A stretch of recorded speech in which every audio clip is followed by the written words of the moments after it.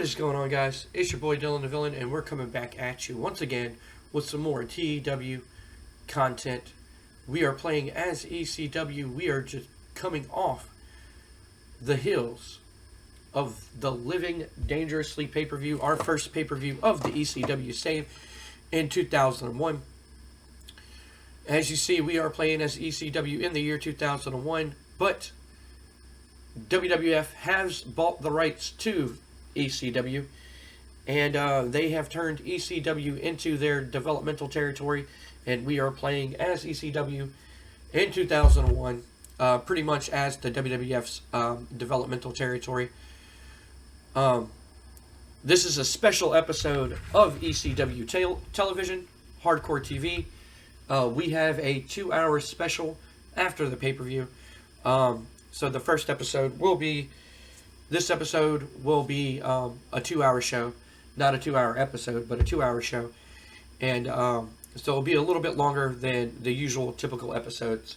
I'm trying to find a comfortable time space for us, coming with storylines and trying to get all the storylines on the card and everything like that. But I feel like after every pay-per-view, I'll do like a 2-hour special and see how that goes and everything. We also have to keep TV ratings happy. We also have to keep the WWF happy and all that good stuff. So, without further ado, let's jump into this episode. And we are in the Viking Hall, the ECW arena. In a terrible pre-show match, Bryan Danielson defeats Carl Ouellet in 7:47 by pinfall after a cattle mutilation. Danielson with a 26 and Carl Ouellet with a 30. The crowd wasn't particularly happy seeing Carl Ouellet. Now some color commentary gave the match a boost, and the match got a 31. We move on to our next pre-show matchup, which is the Naturals taking on the Haas Brothers, and as we know, the Haas Brothers are not particularly liked here. Chase Stevens and Andy Douglas with an 8 and a 6. Ross Haas and Charlie Haas with a 16 and 18. Andrew debuted his pre-Madonna gimmick. It got great. And Chase Stevens with the Cocky Youth gimmick, and it got great. The crowd weren't particularly thrilled to see Chase Stevens, Charlie Haas, or Ross Haas. But the announce and color commentary gave the match a boost, and the match got a 15. So, the Naturals, with the natural selection, Andy Douglas beats Ross Haas. Man. Yeah, it's going to be a slow build for these guys. We are going to go to the next segment, which is our opening contest of the night for our 2-hour special, which is, and I still got to take Paul Heyman off of being a road agent. Golly. And about that had a decent reaction from the crowd and Subpart Wrestling. Nova defeats Kid Cash by pinfall with a Novocaine. The match got a 35. Kid Cash with a 41 and Nova with a 32. The crowd did not seem too happy seeing Kid Cash, which he was super over at the time in ECW. Kid Cash seemed off this game, and Paul Heyman, we need to take Paul Heyman off for being a road agent. We move on to the next segment, and it is our opening segment of the night. Steve Corino comes out to the ring, and he basically says that Rhino, he has Jack Victory with him. He goes, Rhino, you beat me last night at the pay-per-view. It was a fluke. You got lucky beating me. I know how to beat you. I'm the only one here in ECW who knows how to beat you. I've came close to beating you in the past, and I want a rematch for the World Heavyweight Championship. I don't care who thinks they're first in line. I'm first in line, and I know I'm first in line. So, I don't care who came out. I don't care who showed up at the pay-per-view. I don't care who thinks they're first in line. I'm first in line, and I know I'm first in line. At this time, Jerry Lynn's music hits. Jerry Lynn comes out, And he goes, you see, Steve, the way that I see it and the way that all these fans see it is you lost, so you're in the back of the line. And the way that I see it, I won my match at the pay-per-view. So I believe that I'm next in line for a World Heavyweight title shot. And Steve Corino's like, oh yeah? You think I'm in the back of the line? He's like, well, why don't I just jump right back ahead to the front of the line as I beat your ass here tonight? And Jerry Lynn's just like, yeah, we can do that. We'll have a match. So tonight's main event will be Jerry Lynn versus Steve Corino for the #1 contendership. Not necessarily the #1 contendership, but they'll be pretty much first in line to get a title shot for sure. We move on to the next segment. And it is the newly formed 2 members of Triple Threat, Mark Jindrak and Randy Orton. Last night, Shane Douglas came out and said that he's going to usher a new evolution in professional wrestling. Wink, wink. That he's going to introduce a new evolution in professional wrestling. And that he, along with these 2 young upstarts, Mark Jindrak and Randy Orton, are going to form the new Triple Threat and usher in a new evolution in professional wrestling. The Triple Threat of Mark Jindrak and Randy Orton defeat D'Lo Brown and Mosh when Mark Jindrak pinned Mosh with the Ego Cutter. Mosh with a 40, D'Lo with a 41, Randy Orton with a 35, Mark Jindrak with a 45. Mark Jindrak and Randy Orton have great chemistry teaming together. Nelson Color commentary gave a match a boost. Tammy Cinch did great work at ringside. Mark Jindrak and Tammy Cinch have pretty good chemistry together, and Mosh is getting better at his gimmick. Triple Threat. 2 members of the Triple Threat, Randy Orton and Mark Jindrak, pick up a big win here tonight. We move on to our next contest, which is pretty much a match to get on the card here. And about that, had good wrestling and decent reaction from the crowd. Masaru Tanaka defeats New Jack in 12:39 by submission. Match got a 57, not bad. New Jack with a 54 and Tanaka with a 51. Not bad. We move on to guy Paul Heyman.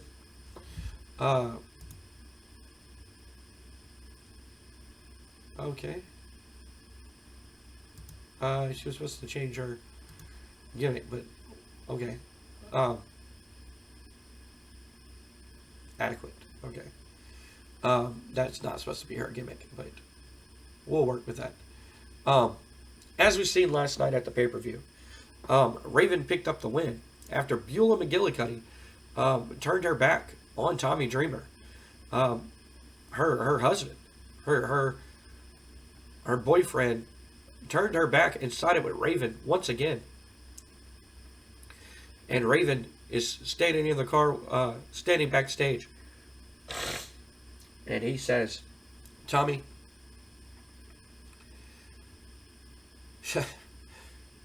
how stupid are you? You thought you found the woman of your dreams. You thought you found your one true love. You thought you found everything that you ever wanted.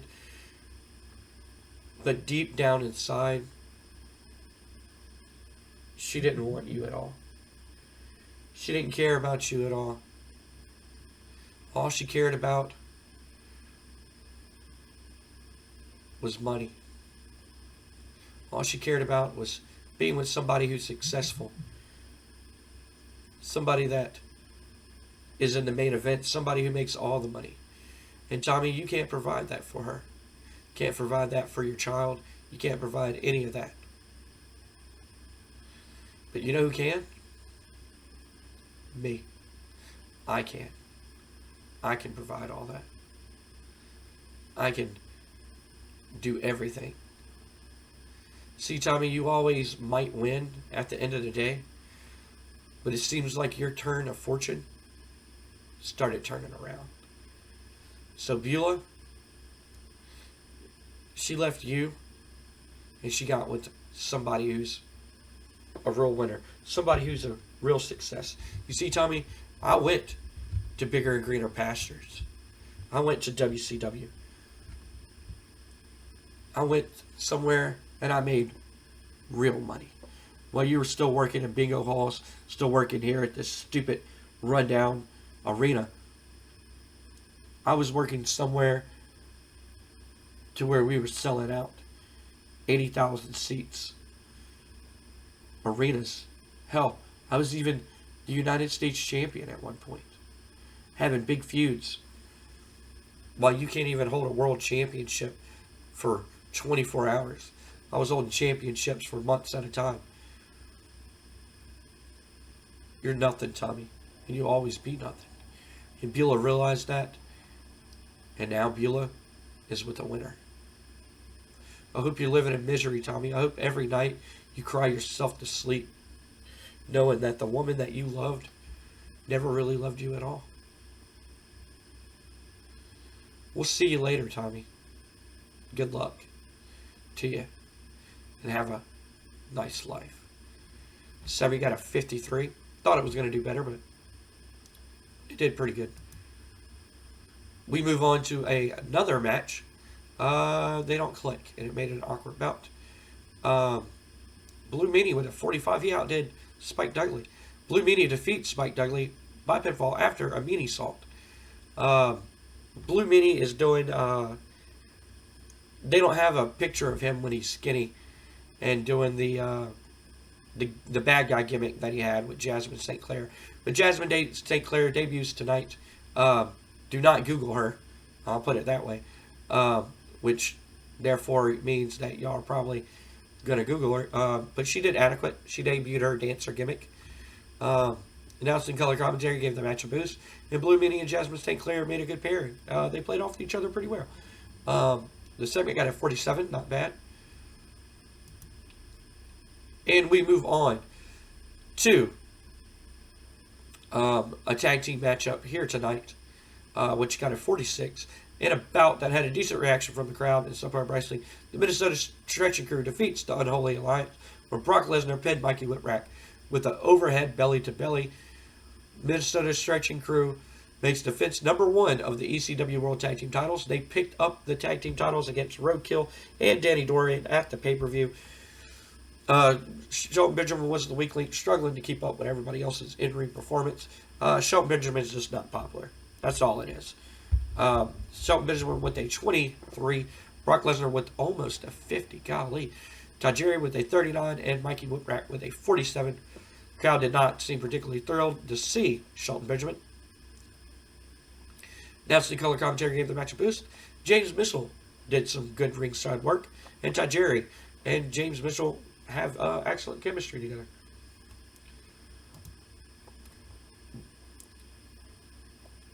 We see Joel Gardner backstage, and he goes, "Ladies and gentlemen, without further ado, I would like to introduce to you one of the hottest new signings here at Extreme Championship Wrestling. I know that y'all love him. I know that y'all chant his name. It is none other than the Slinquential Stud Muffin himself, Joel Gardner. Thank you, thank you, thank you. I am happy to be back here in ECW. But without further ado, I would like to introduce my guest at the time, the one who has been dominating and wrecking through the competition. People say that he literally kills his opponents and runs through them like if they're a piece of construction paper. And he's the scissors. It is none other than Samoa Joe. Samoa Joe comes on screen with his new ECW World Television Championship. Joe Gardner goes, "Joe, or Samoa, or, well, what would you," and Samoa Joe's like, "Joe's fine." He's like, "Joe, we know that when you debuted here in ECW, you took out one, if not one of the biggest backbones of ECW history, Taz. A lot of people say that you made yourself a marked man from Taz, and that when Taz makes his return, he's gonna kill you. And Joe's like, you think I'm scared? Huh? You think I'm scared of somebody who ain't even 6 foot? Huh? You think I'm scared of some midget? If you think that an old washed up has-been like Taz has any chance in the ring with me, then you're sadly mistaken. If you think that he holds, that he even has a chance against me, you're sadly mistaken. Not only am I the best wrestler in ECW, but I'm the best signee that the World Wrestling Federation has. And with the World Wrestling Federation being the only competition and the only elite organization in the world, that makes me the best wrestler in the world. And there's a reason why I'm the television champion. Because each and every week, when you tune in to TNN, and you turn on your TV and you watch ECW or you watch the WWF, you tune in to see me, the king of television, the rightful heir. So from now on, since I'm the king of television, I will only answer to Your Majesty, Your Highness, Your Royalty. Do I make myself clear? And he's just like, yeah. Yes, Your Majesty. Joe's like, that's good. He's like, so tonight, I hear that Lance Storm wants a little rematch, that I got to defend my title against Lance Storm. If you think that Taz is any competition to me, then you might want to watch your match. You might want to stay tuned to your television and watch my match right now. And Joe leaves to the ring. Lance Storm comes out to the ring. Lance Storm's already in the ring waiting. And then we come back from commercial. And then Another Body Murdered by Faith No More starts playing. And Joe comes to the ring. In an extremely short match, Samoa Joe defeats Lance Storm by submission with a Kuja Majare. Kuja Majare. I don't even know how to say that. Makes defense number 1 of the ECW World Television Championship. I really got to take Paul Heyman off of being a road agent, and see if WWF will send me somebody or hire somebody who's a better road agent. We need some road agents, apparently.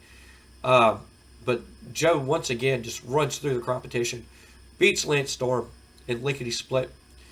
After the match, Joe's celebrating, and all of a sudden, through the crowd, Little Guido runs in and attacks Joe. Jumps on Joe, starts beating up Joe, gets the better of Joe. Joe then throws him off of him, and Little Guido, being the smarter man, he knows that Joe's will wreck his shit. Little Guido then rolls out of the ring, and Joe does not look too pleased.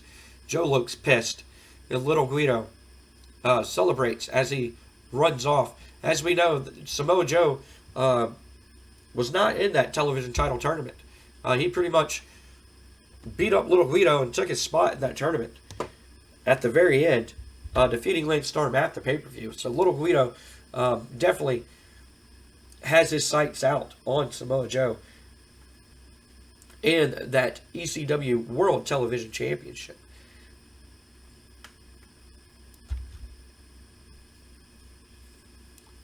Little Guido. Segment got a 53. And we move on to the next segment, which is, as we've seen at Living Dangerously, which I'm going to change his finisher. Mark Henry made his debut, getting face-to-face with Rhino. Mark Henry pretty much made it clear that he's here in ECW, and he's here for ECW for one reason. In a good match, Mark Henry defeats the Sandman in 8:30 by pinfall with the Death from Above, which is a big splash, but we're going to change his finish. Mark Henry with almost a 50, and Sandman with that 57, not bad. This match got a 49, not bad. Paul Heyman got to take him off and be in road edge. And we move on to our main event, which was for the rest of television time. The rest of television time. The fans hated the ending of the match. Which ended up drawing. I don't think that's what was supposed to happen.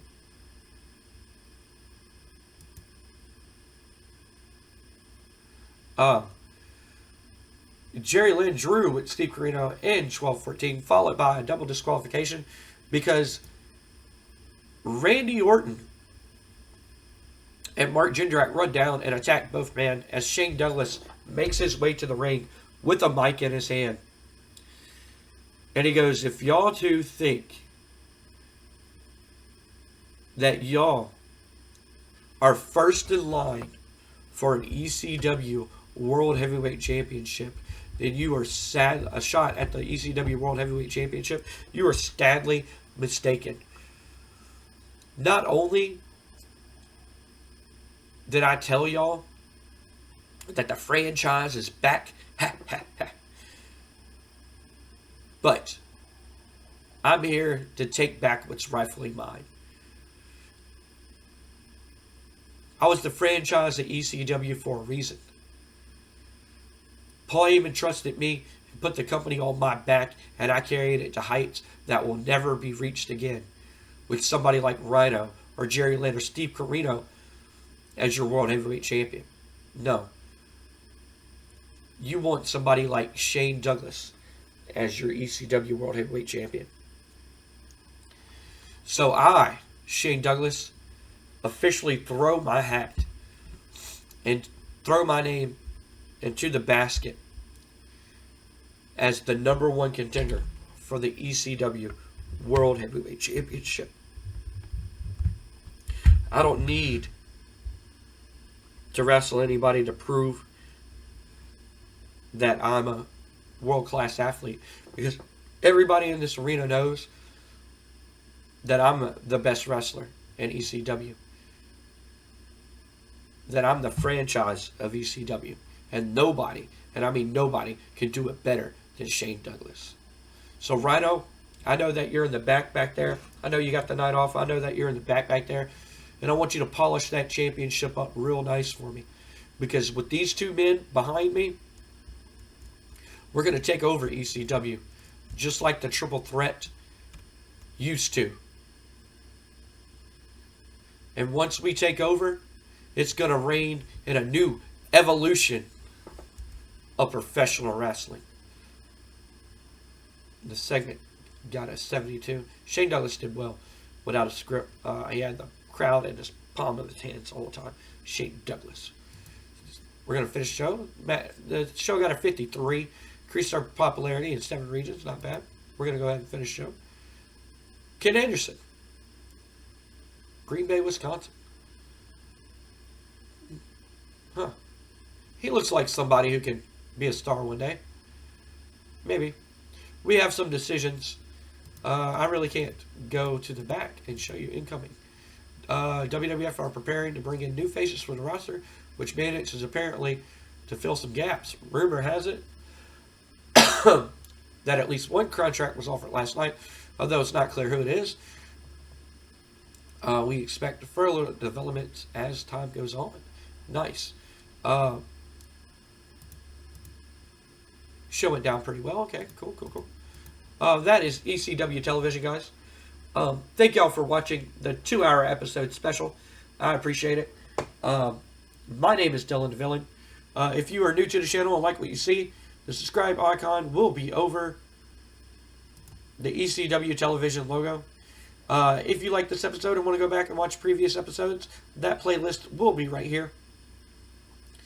And by the time that you watch this episode, SummerSlam will have come out of the WWF save. That episode will be right here, so you can go and watch SummerSlam to catch up with the WWF 1997 save. My name is Dylan DeVillen, guys. Thank y'all for watching, like always. And like we say here at Pro Am Gaming, if you can't play with each other, do what I do and play with yourself. I'll see y'all on the next one. Later, guys.